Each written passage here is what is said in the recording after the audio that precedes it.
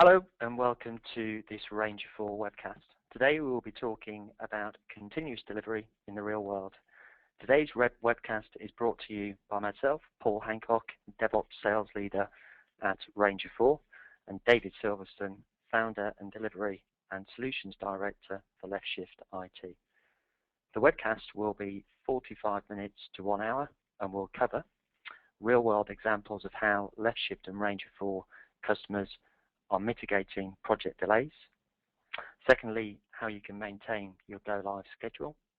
And thirdly, how you can dramatically reduce risk and cost incurred from live production incidents. With that, I'm delighted to hand over to David Silverstone to kick off today's session. David, over to you. Thank you, Paul. Hello folks, this is David Silverstone, Delivery and Solutions Director for LeftShift IT. So we get started, a little bit of background on LeftShift. We are specialists in lifecycle optimization. That's optimizing every aspect of the IT change delivery lifecycle to enable faster, safer, and very importantly, repeatable IT change. We do that by addressing the primary pain points at the root and implementing solutions which resolve these constraints. We like to own the problem and give you back the solution, enable your teams and empower them to move forward informed and capable of managing those capabilities.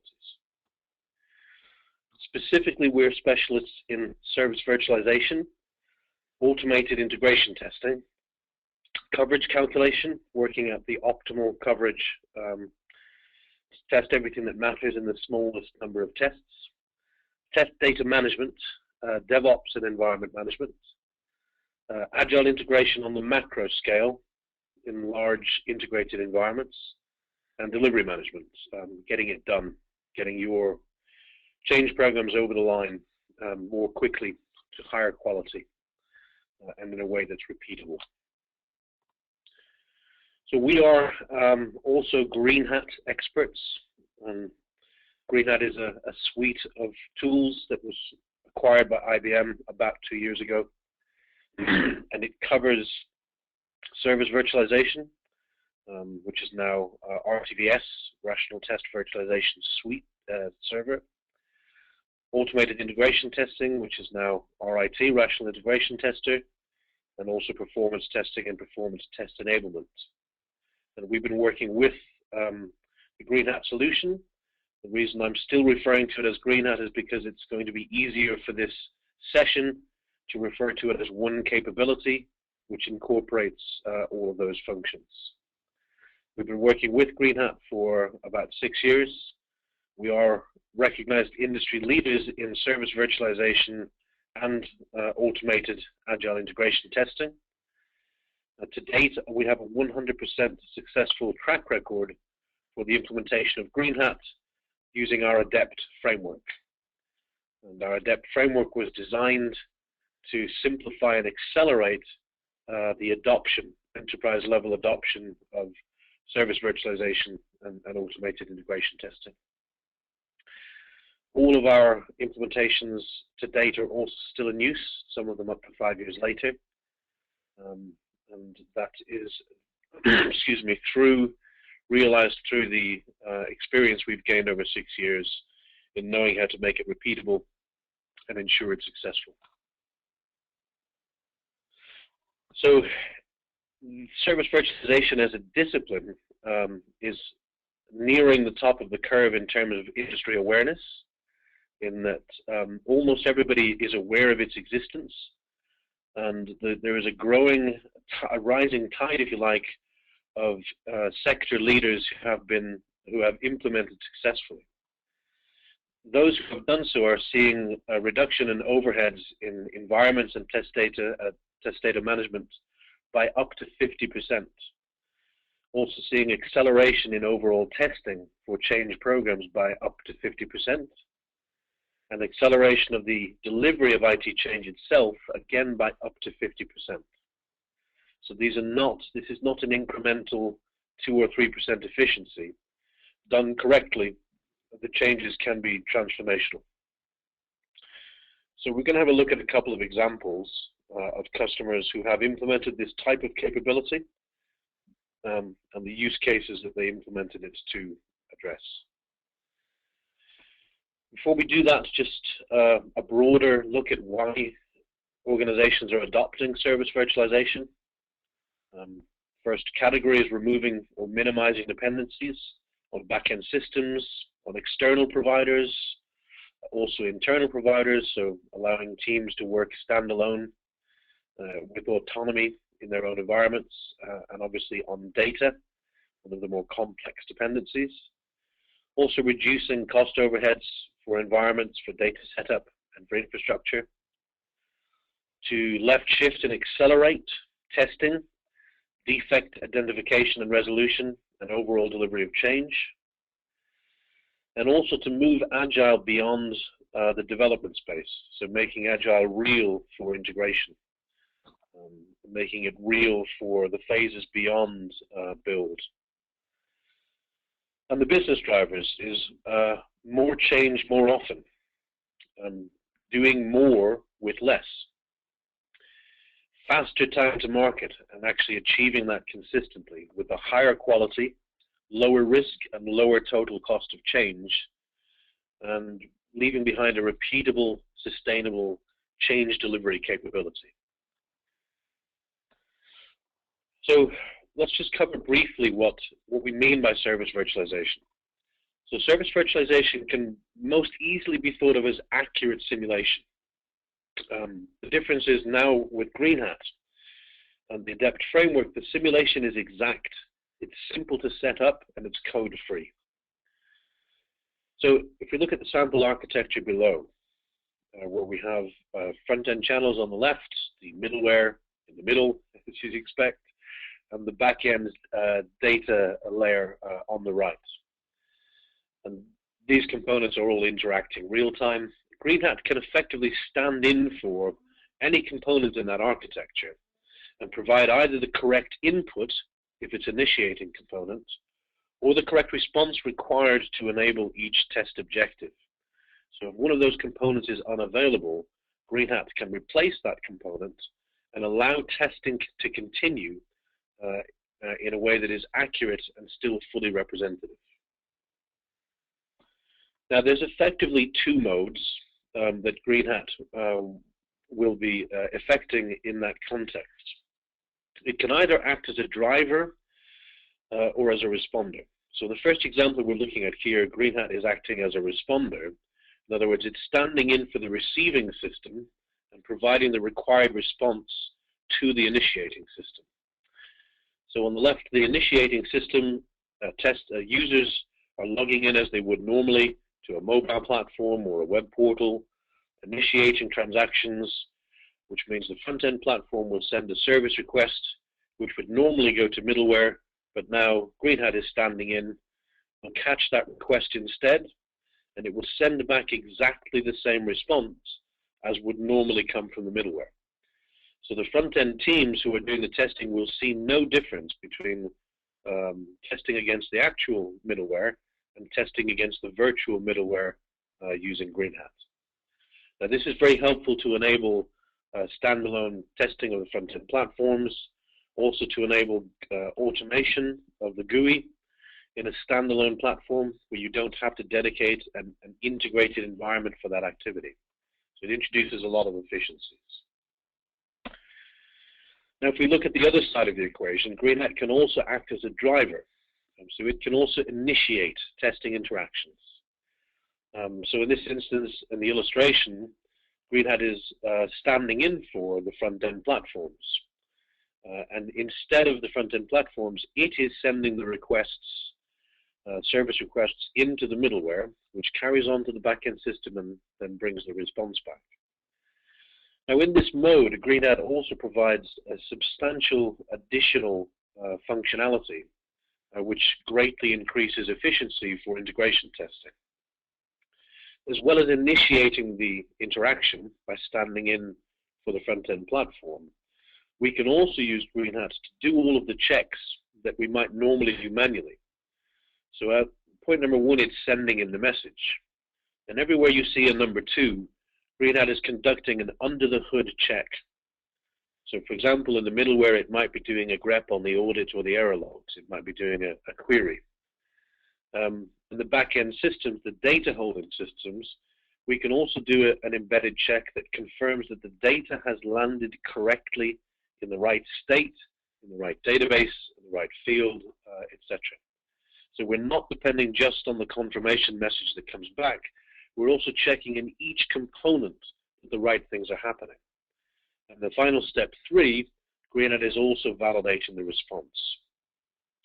And this, first of all, removes the risk of human error when testing these kind of things manually. It also means that because Green Hat is doing each of these functions, we can fully automate the sequence of sending in, of doing the under-the-hood checks, and of validating the responses. And in automating that sequence, for every unique flow, so if you have a number of different service requests, such as get customer details or get account information, or if you have different transaction types, such as a Swift MT103 or a 202, that flow across the system can be templated, and then it can be copied and data-driven. So if you want to do 100 tests of a given flow, you can just copy the template that does these actions 100 times and just slightly change the data to meet the requirements of each different test. Now, this dramatically accelerates the overall testing process, and again, we're not talking incremental acceleration. The difference between doing this manually and doing it with Green Hat is hundreds of times faster. And of course, once you've captured these actions and templated them, it's also fully repeatable. So reusable, repeatable, fully automated, and many, many times faster, which means you get higher coverage, or to go back to our business driver, more for less. So we've identified a couple of core principles that enable organizations to get the most out of service virtualization and automated integration testing. And 2 simple concepts, but they're very important. So architecturally informed testing, which means understanding how components speak to each other so that you can work out where it makes most sense to intercept with Green Hat. And also objective-driven testing, being able to establish a clear set of objectives, which means that you can break your testing down into consumable chunks. And using Green Hat and service virtualization, you can achieve those objectives earlier and consistently and incrementally throughout the life cycle, rather than waiting to the end. So what I mean by that, I'll give you an example.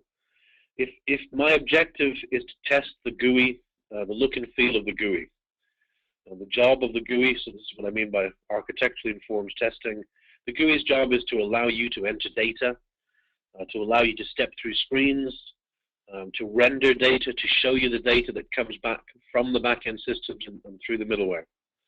But if my focus is testing changes to the front-end platform, and the main priority is the look and feel, I don't actually need a real back-end because I'm not testing end-to-end processing. Now, if my objective is actually to prove that the middleware and back-end integration is working, to go back to our illustration, I don't actually need the front-end channels. Front-end doesn't do any processing of data.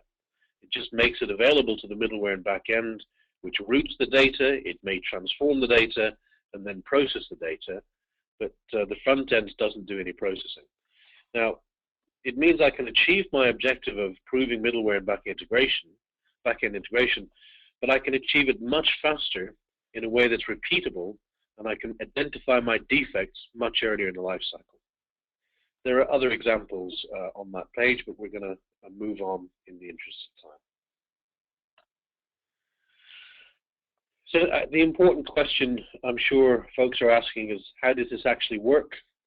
How do I know it's safe to use simulators, what would have been referred to as stubs in the old tongue, so to speak, in a formal testing environment? How do I know this is safe to use?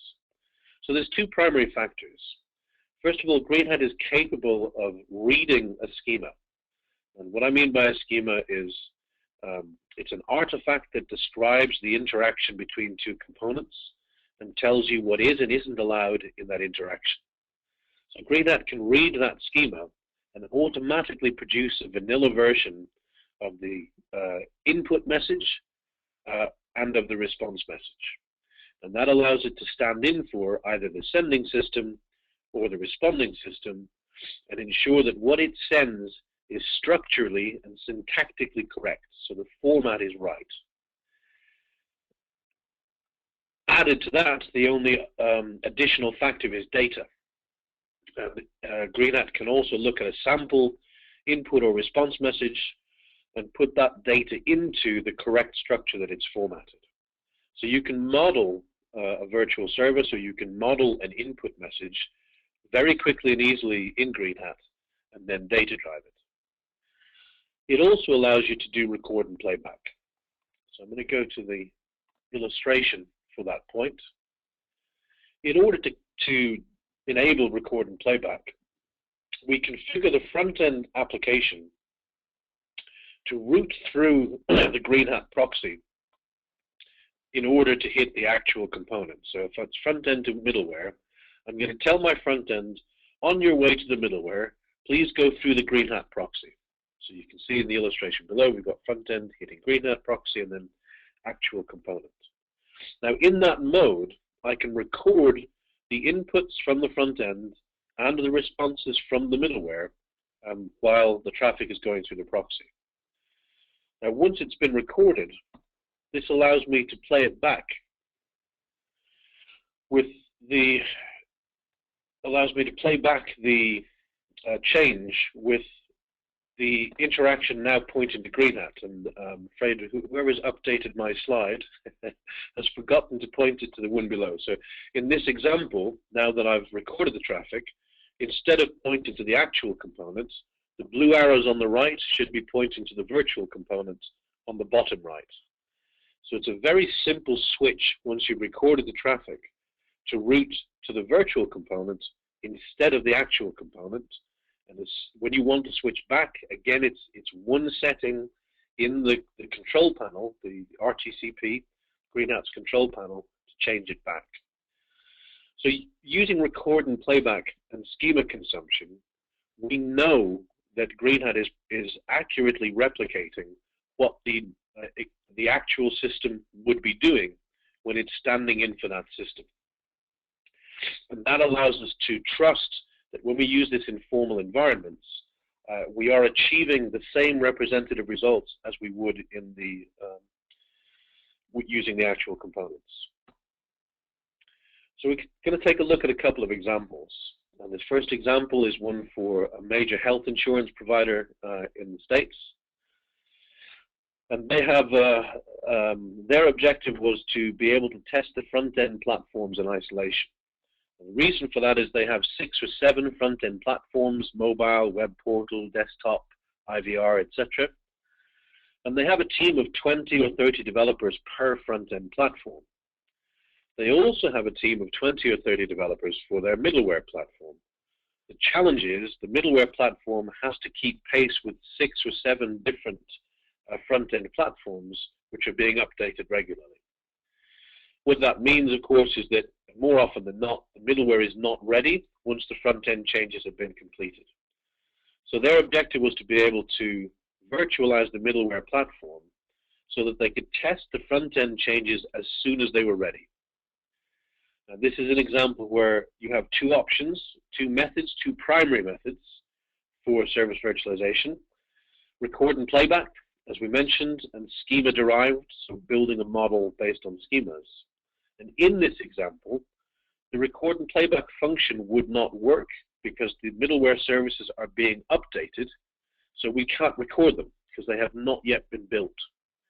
So we're still able to create viable working virtual services even when it's not possible to use record and playback. We use the schema-derived modeling capability and then data drive the responses for those services. Now, being able to data drive them means we can give users control of their test data. So the advantages here are pretty substantial. First of all, the front-end teams are being able to test much earlier. In this case, they're winning back a month per release against their end-to-end change lifecycle. The second is they're finding their defects earlier. So they've identified their interacting defects before they do plug in with the middleware, which means that you're moving towards a cleaner integration at that point. The third thing is that the front-end platform teams will have control over their test data. So they don't need to set up complex data in the back-end systems because they're not actually speaking to real back-end systems. They just need the data to come back from the middleware or from the virtual middleware in Green Hat that's required to satisfy their test condition. So it's faster, it's simpler, and it's easier to set up and to tear down at the end. Now for this example, just to give a feel for how long does it take to implement, the framework for this type of capability, which was set up enterprise-wide, was implemented within 6 weeks. The usage and adoption model was defined within 8 weeks. We virtualized 115, that's 115, of the most commonly used services within about 4 months.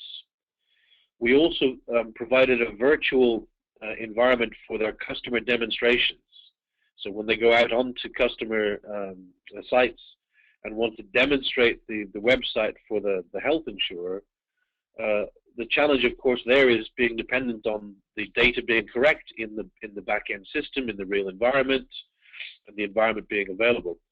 So we created a consumer portal in a box, basically, which meant that the sales folks could always define their own virtual services and their own data, which allows them to demonstrate whatever scenarios they need to. And this was an example of data driving, where non-technical resources are able to define responses for the virtual services they need for that purpose.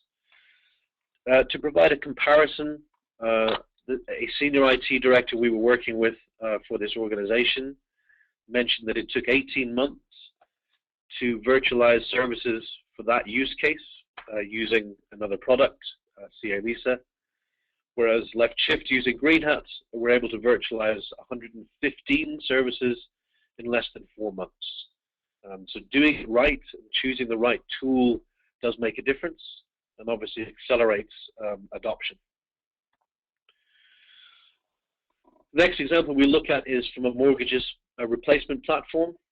This is from a top 10 bank, global bank. Here we have the two front-end platforms on the top, service bus and the message broker in the middle, the mainframes at the bottom, and then to the right we have the external providers. Now the biggest challenge for this change program is that there were significant changes to the mortgages mainframe, and those changes had impacts for regulatory reporting. So the risk the business cared most about was whether or not the batch programs had been updated correctly and whether or not the regulatory reporting had been impacted. And normally you would have to wait 9 months or however long it takes to stabilize the front end, the middleware platforms for the business to look at that kind of testing. Using Green Hat, we were able to cut to the chase and test directly with the mainframe system as soon as it was available. Now, as it happens, the mortgage mainframe changes were ready before the middleware, before the front-end platforms, or the interactions with the external providers. So this testing was done first, 6 months earlier than planned, before the implementation of this approach. So in this example, Green Hat is once again sending exactly the same input to the mainframe system as would come from the middleware. It's also doing the under-the-hood check we talked about earlier, so it's checking the database to confirm updates have happened correctly. And then in step 3, it's validating the response.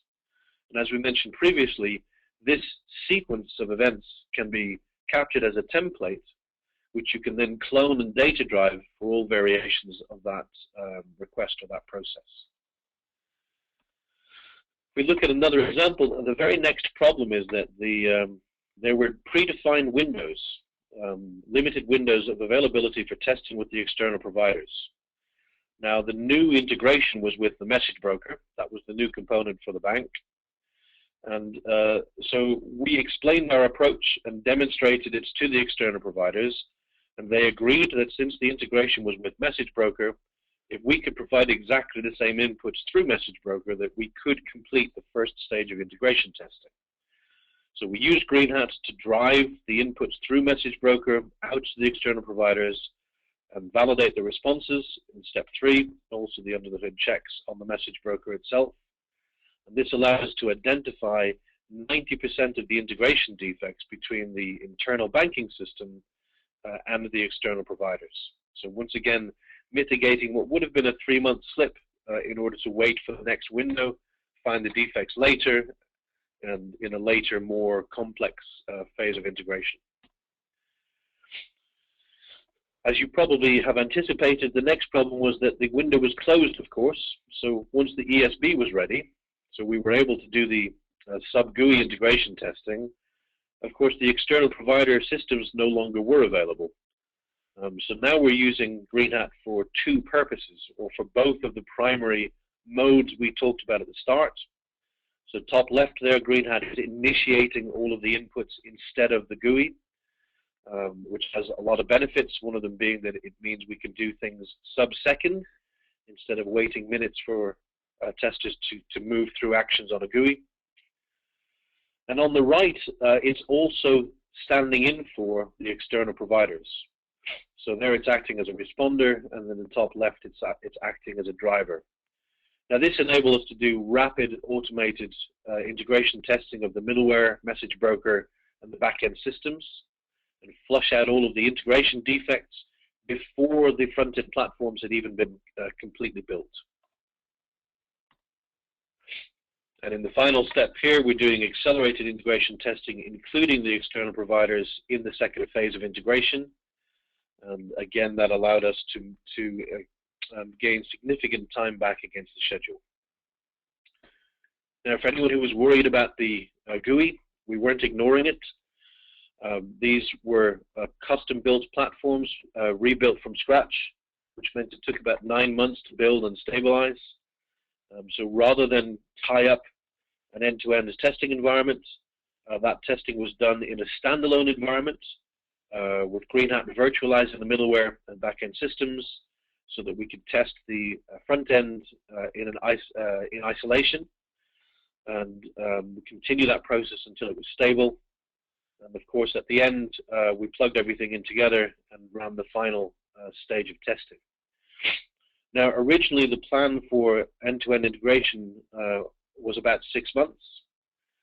This was actually completed once the front-end components were plugged in less than 2 months. So you're looking at a total mitigation or efficiency of almost 4 months against the critical path. Again, an example of implementation timeframes. The framework for this was up and running within 4 weeks. Integration defects identified 6 months earlier. The mainframe testing and the batch testing was de-risked 6 months earlier. The main risk the business cared about was de-risked 6 months earlier. All of the integration defects were identified before the GUI build was even complete. And that's what allowed us to do the 2 months instead of 6 at the end. No penalties for missing slots with external providers or schedule impact, and a repeatable, flexible change capability left in place. Still up and running today, handed over to the in-house team and still up and running. So these are real customer examples where real challenges have been mitigated to allow change to be delivered faster, consistently, to a higher quality and repeatably. The next example we're going to look at briefly is a global payments platform replacement in the region of £200 million for the first release. For this illustration, you can see you have initiating channels on the left, an ESB and ETL surrounding the core platform, the processing platform, global payments in the middle.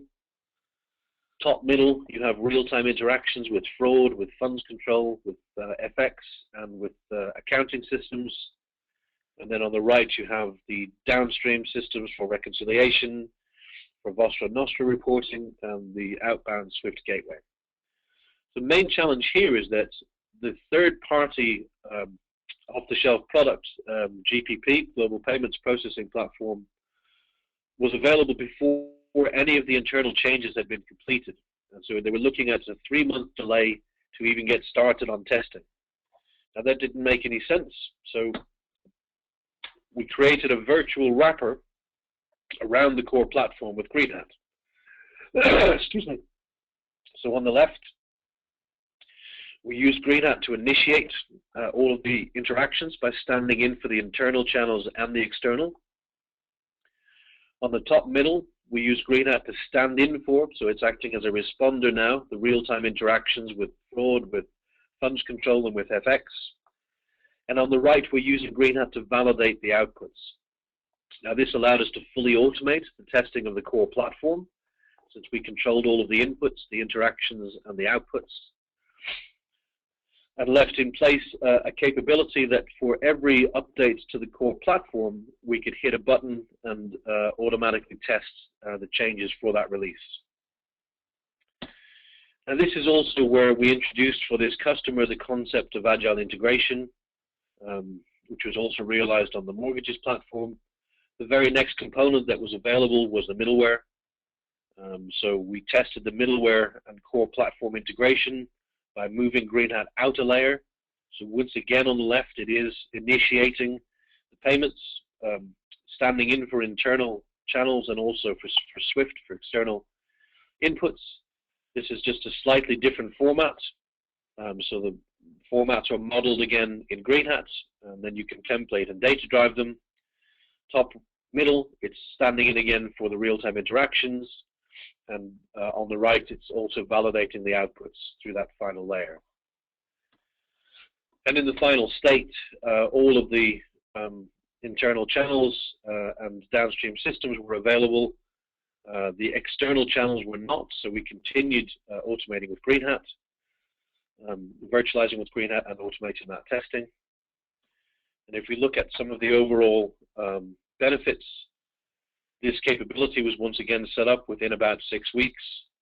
It left in place over 80 different virtual components, which are reused now for support testing. All of the straight-through processing testing was fully automated. That's all inputs and validations and can be tested within a day or two. Agile integration was set up and realized successfully following the Adept method. And the integration testing started 3 months earlier, which meant that the overall testing program, following the Agile integration process, also mitigated a 3-month critical path slip. So on the infrastructure and the build side, there was a 3-month slip, which would have meant a 3-month delay to the go-live date if this approach had not been in place. That mitigation equated to about £30 million in terms of cost savings.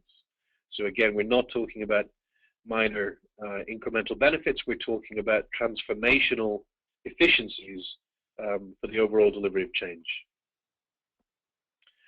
Another quick example, this is for focusing on middleware testing, which is a lot of our customers are obviously the introduction of more and more service-oriented architecture. This is a high focus. What they wanted to do was to validate the transformations that are happening in the web methods middleware. This is currently done, or was previously done manually. So we set up Green Hat to inject all of the inputs. Now, interestingly, this is message-based and file-based. So it's injecting MQ messages or over MQ, messages over HTTPS, and also files via SFTP. Now, using Green Hat to initiate the process means that we can link the inputs with the outputs and auto-validate the results of the transform.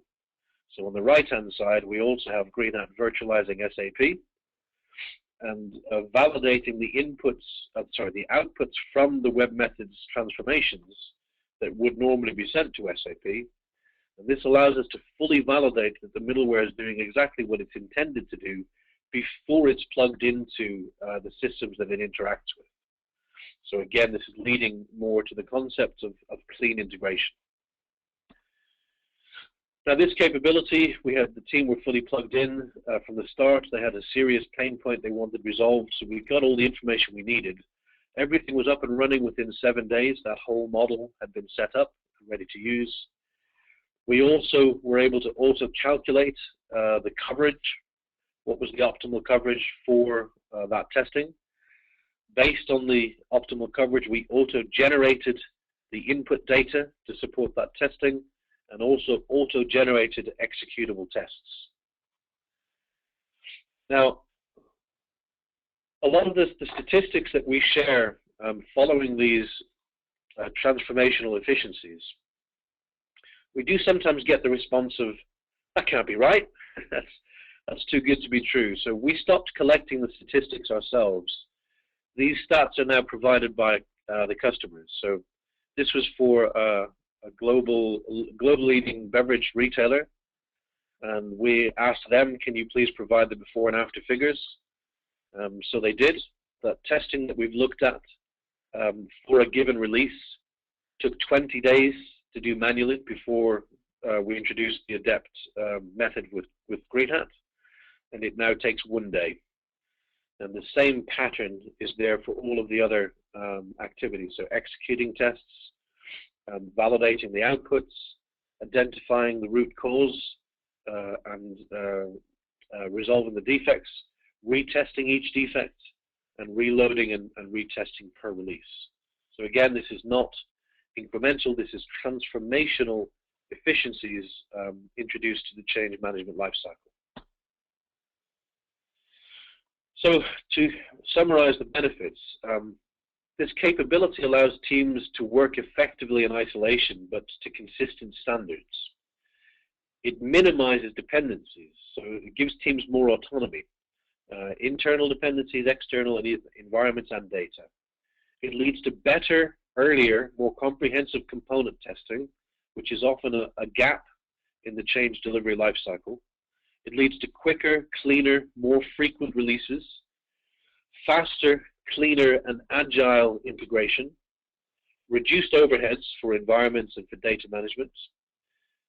It helps us to realize the key business drivers that our stakeholders are most concerned with, which is more change, more frequently, for less. It means that risk can be addressed much earlier in the life cycle and continuously. So you don't have that big bang and the stakeholder nervousness towards as you get closer to the go-live date. It leads to a higher quality of change being delivered to production. So less issues in production, which obviously leads to customer confidence. It leads to faster time to market.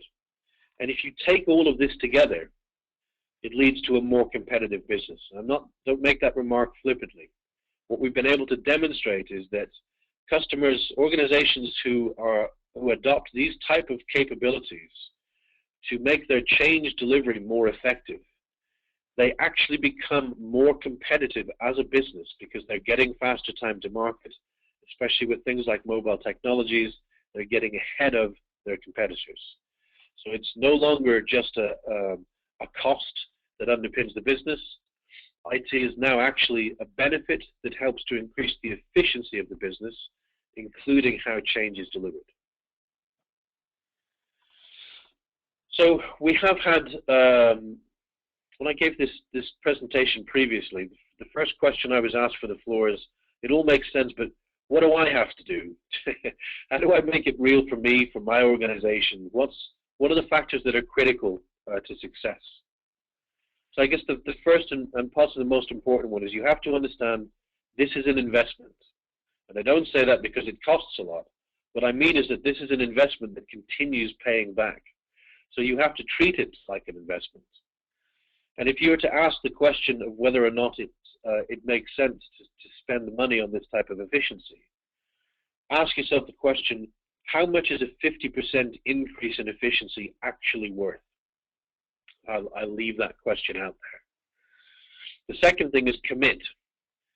This is a proven technology. We've been implementing this for real for over 6 years. And as we mentioned at the start, every one of the implementations is successful and is still up and running. and is providing real efficiencies on the ground. This isn't something that needs to be glass cased or POC'd. This is something that you can introduce early and quickly and get real benefits out of it. The third thing is make it real. If you're looking at introducing this type of capability, point it at a real problem so you can demonstrate real benefits to yourselves and to your stakeholders straight away at the earliest possible point. That will help you to achieve traction and make it real for everyone else also. The next three would seem obvious, but I do need to stress them. You need to use the right tools. We use the Rational Suite for a reason. We've only been IBM partners for 2 years.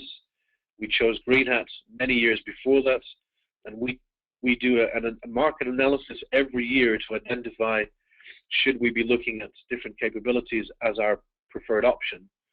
And every year the answer is no, because we can achieve what we need to more effectively with what is now the Rational Suite. You also need the right approach. Trial and error is not a good way to adopt this type of capability. You need to make sure that it aligns correctly with your own life cycle and existing processes. You can do that in less than 3 months if you adopt the right approach. If you don't, it could take you considerably longer. And obviously the right expertise will make the difference between 6 weeks and 6 months. It makes sense to reach out to folks who have can give you a blueprint for success and make it happen quickly and early to achieve real efficiencies, real and lasting efficiencies.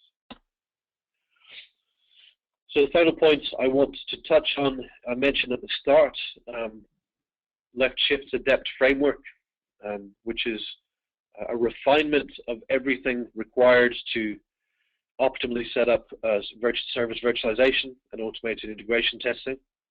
And as I mentioned, it's designed to enable rapid and sustainable adoption of service virtualization. So in a simple 10-step wrap-up, the Adept Framework allows you to capture your landscape in simple, extensible virtual services. It also captures each test action, such as sending the input, doing the under-the-hood checks, or validating responses or outputs, as a reusable building block, so you don't have to keep creating those assets per test. It provides a simplified data input model so that non-technical users can also define tests and virtual services with this type of capability. It creates a map for virtual service requirements to the right method. So again, that's coming back to the blueprint point. It provides a guidance for virtual service version control and how to align that with your existing version control for build and test assets. It provides a lifecycle alignment so that you have that integrated from the outset and aren't trying to work out how to marry 2 different life cycles. And as we mentioned on the last example, it allows us to calculate optimal coverage for testing and virtualization. On the basis of that, it enables us to auto-generate executable tests and virtual services, and also auto-generate the input and the response data for those tests and virtual services. So a last point really on the Rational Suite. So in our experience, it does stand out from the other offerings in this space. Probably the primary reason is because everything that we need to do for service virtualization and automated integration, we can achieve code-free using Green Hat, which is now part of the Rational Suite. And this is a huge differentiator from an adoption point of view. The other tools usually require developer-level skills in order to achieve the kind of efficiencies or frameworks that we've talked about. And that changes the picture. It means that you are introducing additional support and additional overhead to maintain code, as well as introducing a third-party tool set. So from our perspective, that alone makes Green Hat a standout winner in this space. It also provides support for multiple virtual service models, so it's not limited to record and playback like most competitors are. It offers obviously whole life cycle support, for service virtualization, so it means we can introduce service virtualization as early as design, and then throughout build, supporting unit testing, and on through formal testing to pre-production, etc. And it's also part of a whole lifecycle enablement suite. And we as a company have been very impressed with the acquisitions that Rational have made in the last 4 or 5 years, Green Hat, Urban Code, all of it meaning that they are the clear choice for an integrated lifecycle, so a holistic tool-enabled lifecycle. Green Hat also supports out of the box the most transports and formats, and from an adoption and scalability point of view, it supports the creation and maintenance of frameworks, expert frameworks like Adept, code-free. So I'm going to stop there and open the floor to questions or comments from the floor. So back to you, Paul. Yeah, David, thank you. Really interesting to see so many, so many successes and so many good results with various different customers. So everybody's still on mute. If anybody does have any questions, we do have a few questions which have come in. But if anybody does have any questions, feel free to use the chat or the question button in the GoToWebinar. So, David, the first question which we have is, what would you advise the first steps are to ensure that my organization gets the benefits you've mentioned? I would say the first steps are to make the business case clear. Make sure that the organization understands the extent of efficiencies that are available through this type of capability. And the second one is identify a use case where you're going to actually solve a problem and make life easier for at least one team within the organization who will become advocates for the capability. I would say those two together are probably the most important steps. Okay, thanks for that. The second question which came in was in relation to the global payments platform reference that you talked through. And how would you say what you did enabled this organization to deliver projects faster back to the business? So the capability we talked about for the global payments platform was delivered, it was implemented for the first release. And we're probably being a little bit conservative. I think it could have slipped by up to 4 or 5 months if the Adept Framework and the service virtualization in Green Hat had not been introduced. Now that capability, of course, is still in place, and that enabled the subsequent releases to be delivered much more efficiently and with much less preparation and effort going into setting it up because the capability is repeatable.